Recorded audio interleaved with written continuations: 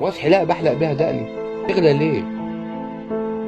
تغلى ليه؟ فهمني بس، يعني دي من مشتقات الدقيقة. اللي جاي جحيم، وانا بقول لكم اهو اللي جاي جحيم، اللي جاي جحيم. يا سيادة الرئيس، يا حضرة رئيس الوزراء، احنا جبنا اخرنا. لما كيلو اللحمة يبقى ب 200 جنيه، لما تبقى الفرخة البيضة ب 70 جنيه، لما تبقى الفرخة البلدي ب 85 جنيه و 80 جنيه، لما يبقى كيلو البانيه يوصل ل 90 جنيه. انت عايزين مننا ايه؟ ده لسه انا ما جبتلكش الباقي. عايز تعمل فينا احنا ايه بقى؟ هتعملنا احنا مطبات في الشوارع؟ هتعملنا احنا ايه؟ معديات الناس تعدي عليها؟ يا عم ارحمني يا عم. مش عارفين ناكل عيالنا، مش عارفين ندفع ايجارنا، مش عارفين نعمل حاجه. يا عم انا راجل ما بحبكش. انا نفسي اعرف الناس اللي بتقول الحرب الاسعار غليت عشان الحرب، هم بيحاربوا في روسيا واوكرانيا واحنا هنا بندفع الثمن. هو ايه اللي حصل؟ هو المزارع عندنا الفلفل والباذنجان حصلتها جنابل والفلفل والباذنجان غلي. المزارع بتاعت الفروج الابيض اتضربت بالنووي عشان الفروج يوصل ل 40 جنيه. ده الناس كرهت عيالي، اقسم بالله في ناس كرهت عيالي. والله في حريم بتسيب بيوتها يا ريس وتمشي من مسؤولية عيالي، ما عادتش قادري، والرجالة مش مكفي، لا المسافر مكفي ولا اللي قاعد في البلد مكفي. احنا بنموت، في ناس كتيرة بتموت من جوع، في ناس عايشة في اليوم ب5 جنيه وما تلاقيهاش كمان، وما يلاقوش ال10 جنيه وعاملين أسرة. اوعى حد يضحك عليك.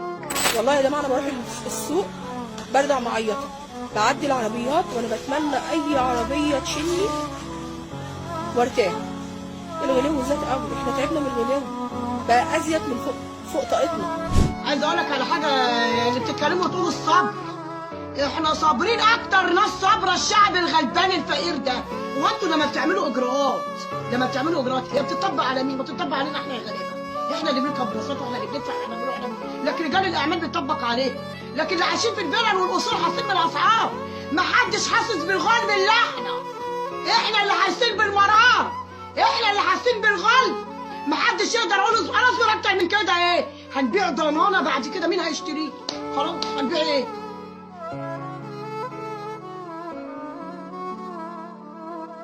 حرام عليكم بقى، احنا خلاص زي التزاماتنا وضغوطنا وحاجتنا وحياتنا وعيشتنا مش عارفين نعيشوها.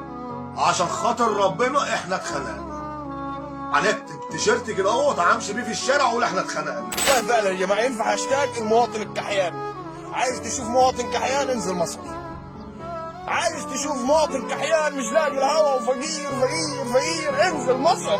اقسم بالله انزل مصر. يا استاذ زياده الاسعار في كل حاجه، مش في العيش وفي زياده الاسعار في كل شيء، مؤثره جدا على المعيشه على الاقل بتاعت اولادنا. يعني احنا هننهش في لحم بعض، الجوع هيخلينا ناكل في ايدين بعض، الجوع هيخلينا ناكل في ايدين بعض.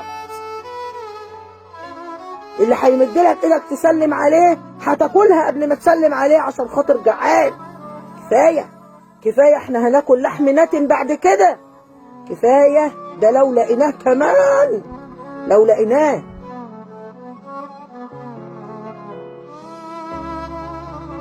الرحمه شويه بالناس الغلابه، الرحمه دلوقتي مفيش طبقه متوسطه. دلوقتي حضرتك انت لو مشيت في الشارع كده هتلاقي ناس بيسالك، الناس انت ما كنتش تتوقع ان هم يطلبوا منك حسنه يعني. فالناس حضرتك تعبانين جدا.